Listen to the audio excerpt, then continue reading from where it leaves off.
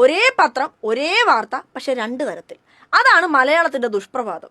പൊളിഞ്ഞ പാളീസായ SUCI സമരത്തിന് ഉത്തേജകം നൽകാൻ തലസ്ഥാനത്ത് നിന്ന് ആസ്ഥാന രാഷ്ട്രീയ പണ്ഡിതൻ ഒരു കഥ ചൊല്ലിടുമ്പോൾ ആ കഥ മറിച്ച് ചൊല്ലിടുകയാണ് അതേ പത്രത്തിന്റെ കണ്ണൂർ എഡിഷൻ.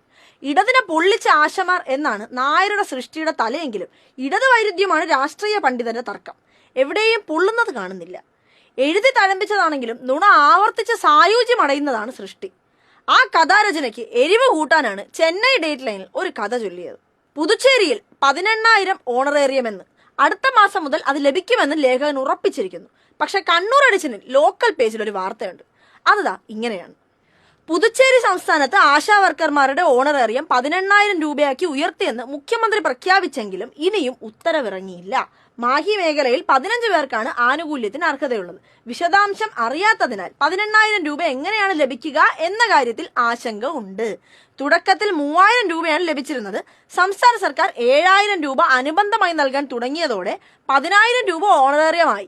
എന്നാൽ ഈ 7,000 രൂപ 2-3 മാസം കൂടുമ്പോഴാണ് ഇപ്പോൾ ലഭിക്കുന്നത്. കണ്ടല്ലോ, നിലവിലുള്ള 7,000 രൂപ പോലും പോണ്ടിച്ചേരിയിൽ കൃത്യമായി നൽകുന്നില്ല എന്ന്. 2-3 മാസം കൂടുമ്പോഴാണ് നൽകുന്നതെന്ന്. അപ്പൊ പിന്നെ വർദ്ധിപ്പിച്ചു എന്ന് പറയുന്നതിന്റെ പൊള്ളത്തരം എന്തായിരിക്കും?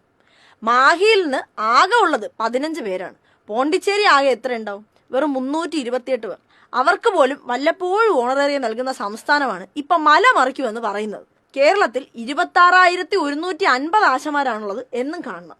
മനോരമ റിപ്പോർട്ടർമാർ ഇങ്ങനെ എടുക്കുന്ന ഓവർ ടൈം പണിയെല്ലാം പാഴാവുകയാണല്ലോ എന്റെ ഡിങ്ക ഭഗവാനെ.